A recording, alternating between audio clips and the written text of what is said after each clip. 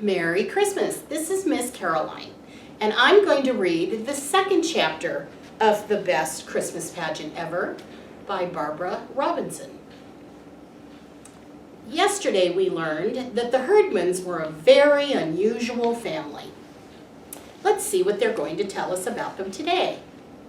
Mother didn't expect to have anything to do with the Christmas pageant, except to make me and my little brother Charlie be in it. We didn't want to. And to make my father go and see it. He didn't want to. Every year he said the same thing.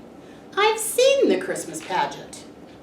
You haven't seen this year's Christmas pageant, Mother would tell him. Charlie is a shepherd this year. Charlie was a shepherd last year.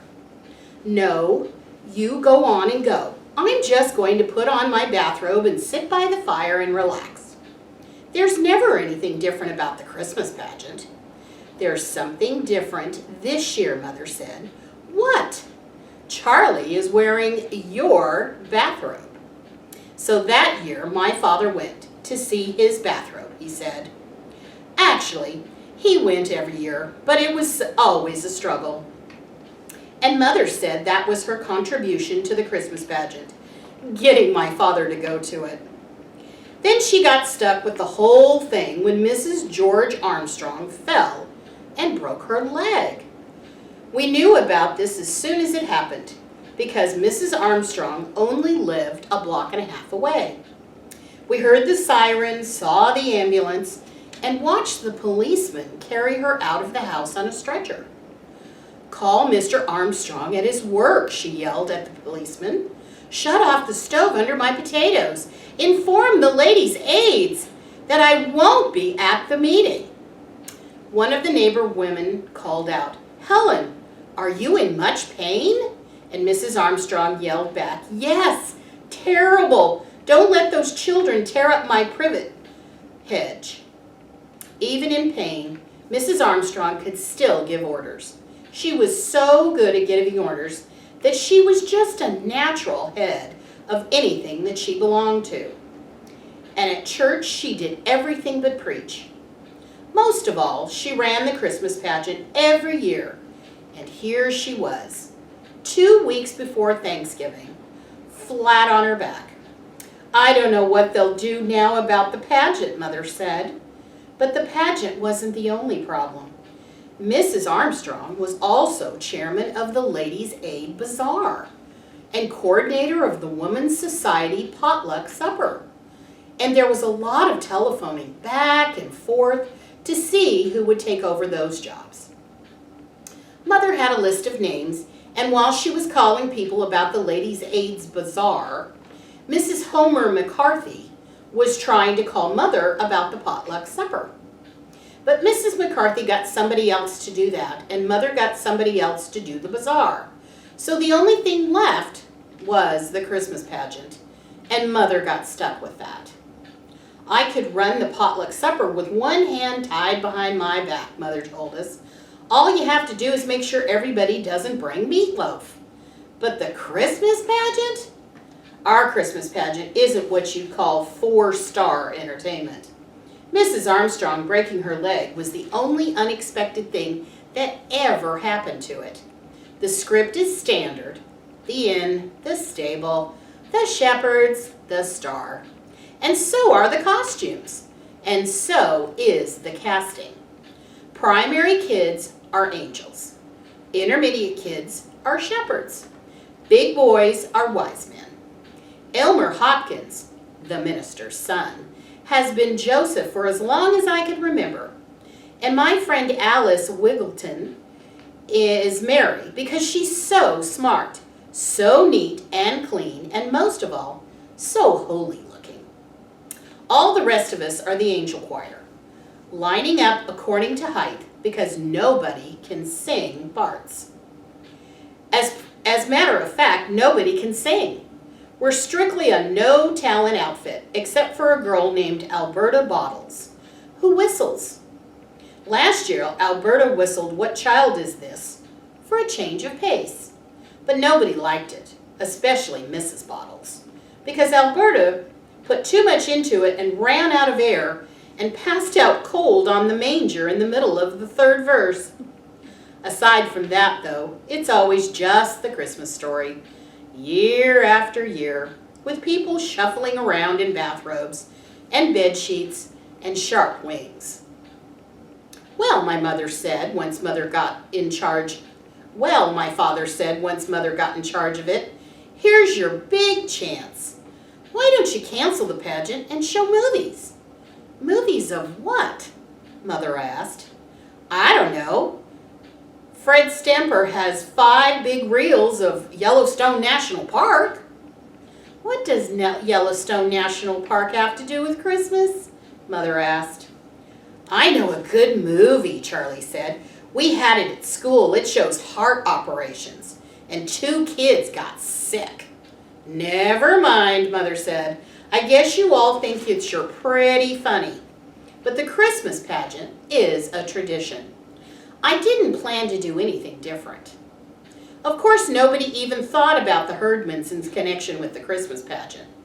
Most of us spent all week in school being pounded and poked and pushed around by the Herdmans, and we looked forward to Sunday as a real day of rest. Once a month, the whole Sunday school would go to church for the first 15 minutes of the service and do something special. Sing a song, or act out a parable, or recite Bible verses. Usually the little kids just sang Jesus Loves Me, which was all they were up to. But when my brother Charlie was in with the little kids, his teacher thought up something different to do. She had everybody write down on a piece of paper what they liked best about Sunday school, or draw a picture of what they liked best. And when we all got to the church, she stood up in front of the congregation and said, "Today, some of our youngest boys and girls are going to tell you what Sunday school means to them. Betsy, what do you have on your paper?" Betsy Cathcart stood up and said, "What I like best about Sunday school is the good feeling I get when I go there." I don't think she wrote that down at all, but it sounded terrific, of course.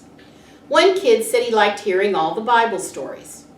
Another kid said, "I like learning songs about Jesus." 8 or 9 little kids stood up and said what they liked, and it was always something good about Jesus or God or cheerful friends or a nice teacher. Finally, the teacher said, "I think we have time for one more. Charlie, can you tell us about Sunday school?" My little brother Charlie stood up, and he didn't even have to look at his piece of paper. "What I like best about Sunday school," he said, "is that there aren't any Herdmans here." Well, the teacher should have stuck with Jesus Loves Me, because everybody forgot all the nice churchy things the other kids said, and just remembered what Charlie said about the Herdmans. When we went to pick him up after church, his teacher told us, "I'm sure there are many things that Charlie likes about Sunday school. Maybe he will tell you what some of them are." She smiled at all of us, but you could tell she was really mad. On the way home, I asked Charlie, "What are some of the other things you like that she was talking about?" He shrugged. "I like all the other stuff, but she said to write down what we liked best. And what I like best is no Herdmans." "Not a very Christian sentiment," my father said. "Maybe not, but it's a very practical one," Mother told him. Last year, Charlie had spent the whole 2nd grade being black and blue because he had to sit next to Leroy Herdman. In the end, it was Charlie's fault that the Herdmans showed up at church. For 3 days in a row, Leroy Herdman stole the dessert from Charlie's lunchbox. Finally, Charlie just gave up trying to do anything about it. "Oh, go on and take it," he said. "I don't care. I get all the dessert I want in Sunday school." Leroy wanted to know more about that. "What kind of dessert?" he said. "Chocolate cake," Charlie told him, "and candy bars and cookies and Kool-Aid. We get refreshments all the time, all we want." "You're a liar," Leroy said. Leroy was right. He got jelly beans at Easter and punch and cookies on Children's Day, and that was it. We get ice cream too, Charlie went on, and donuts and popcorn balls. Who gives it to you? Leroy wanted to know. The minister, Charlie said. He didn't know who else to say. Of course, that was the wrong thing to tell the herdmans if they wanted them to stay away, and sure enough, the very next Sunday, there they were, slouching into Sunday school, eyes peeled for all the refreshments. Where did you get the cake? Ralph asked the Sunday school superintendent. And Mr. Grady said, well, son, I don't know about any cake, but they're collecting the food packages out in the kitchen. What he meant was the canned stuff we brought in every year as a Thanksgiving present for the orphans' home. It was just our bad luck that the herdsmen picked that Sunday to come, because when they all saw the cans of spaghetti and beans and grape drink and peanut butter, they figured there might be some truth to what Charlie had said about their refreshments. So they stayed. They didn't sing any hymns or say any prayers, but they did make a little money because I saw Imogene snake a handful of coins out of the collection basket when it went past her. At the end of the morning, Mr. Grady came in every class and made an announcement. We'll be starting rehearsals soon for our Christmas pageant, he said, and next week after the service, we'll be gathered in the back of the church to decide who will play the main roles.